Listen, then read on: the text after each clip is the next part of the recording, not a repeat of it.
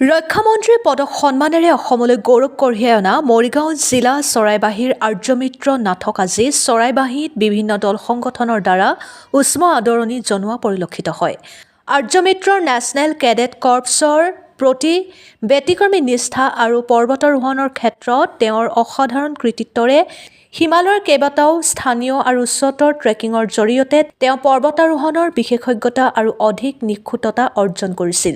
বিশেষকৈ 2024 চনৰ 5 মাৰ্চত মৰিগাঁৱৰ সমীপত সংঘটিত হোৱা এটি পথ দুৰ্ঘটনাগ্ৰস্ত লোকসকলক উদ্ধাৰ কৰাৰ সময়ত আৰ্যমিত্ৰ নাথে দেখুওৱা সাহস আৰু সহানুভূতিশীল কৰ্মৰ বাবে সকলোৰে দৃষ্টি আকৰ্ষণ কৰা আৰ্যমিত্ৰ নাথক যোৱা 20 জানুৱাৰীত দেশৰ ৰক্ষামন্ত্ৰী ৰাজনাথ সিঙে ৰক্ষামন্ত্ৰীৰ পদকেৰে সন্মান প্ৰদান কৰিছিল।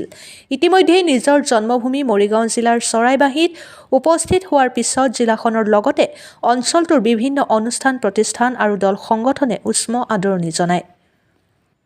Bureau report Arunodoy Assam. জৈন সকলোকে মোৰ নাম আৰ্যমিত্ৰ নাথ। মই মৰিগাঁও কলেজৰ এজন ছাত্ৰ। মই এডিচন বেটেলিয়ন NCC নগাঁৱৰ এজন কেডেট হয়। মোক যোৱা সোমবাৰে ৰক্ষামন্ত্ৰী পদকে সন্মানিত কৰিছে।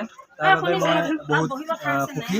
লগতে NCCৰ পৰা মোক ৰক্ষামন্ত্ৰী পদকে সন্মানিত কৰাৰ মূল কাৰণ হ'ল মোৰ সমাজসেৱা আৰু মোৰ নেতৃত্ব ক্ষমতা।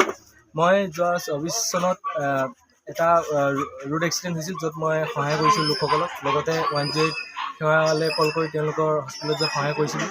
আৰু NCCৰ যিমানখিনি মাউণ্টেইনিং কোৰ্চ থাকে, মই সকলো কোৰ্চ সফলপূৰ্বকভাৱে শেষ কৰিছোঁ।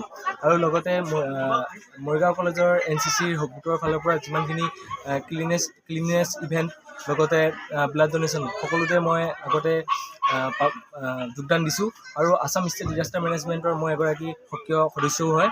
গতিকে NCCৰ ফালৰ পৰা এই গোটেইখিনি ক্ষেত্ৰকে নজৰ ৰাখি মোক যোৱা সোমবাৰে ৰক্ষামন্ত্ৰী পদকেৰে সন্মানিত কৰিছে। তাৰ বাবে মই বহুত সুখী। আৰু ওচৰ চুবুৰীয়া সকলোৱে ইমানখিনি মৰম পাই মই বহুত ভাল লাগিছে। মই মৰিগাঁও কলেজৰ এজন ছাত্ৰ। যোৱা সোমবাৰে মোক ৰক্ষামন্ত্ৰী পদকে সন্মানিত কৰে। তাৰ বাবে মই সকলো মোৰ ট্ৰেইনিং দিছোঁ আবা আগামী ছাৰ আৰু মোৰ লেফটেনেণ্ট কৰ্ণেল গগন শৰ্মা ছাৰ, মই সকলোকে ধন্যবাদ জনাইছোঁ। লগতে মোৰ ওচৰ চুবুৰীয়াসকলে যিসকলে মোক ইমান মৰমেৰে আঁকোৱালি লৈছে। এই পদকটো মোৰ সমাজসেৱা আৰু কৰ্তব্যৰ কাৰণে মোক দিয়া হৈছে NCCৰ। মই যোৱা 24 চনত এটা এক্সিডেণ্ট হৈছিলে, য'ত মই পীড়িতসকলক সহায় কৰিছিলোঁ। লগতে তেওঁলোকক 108 সমাজসেৱাৰ যিটো পৰ্টেল, তাত কল কৰি তেওঁলোকৰ হস্পিটেল যোৱাত সহায় কৰিছিলোঁ। লগতে NCCত যিমানখিনি মাউণ্টেইনিং কোৰ্চ আছে, মই সকলো মাউণ্টেইনিং কোৰ্চ সফলপূৰ্বকভাৱে কমপ্লিট কৰিলোঁ।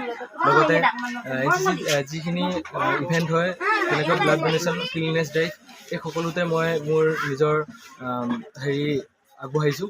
এইটো আশীৰ্বাদ ল'ম।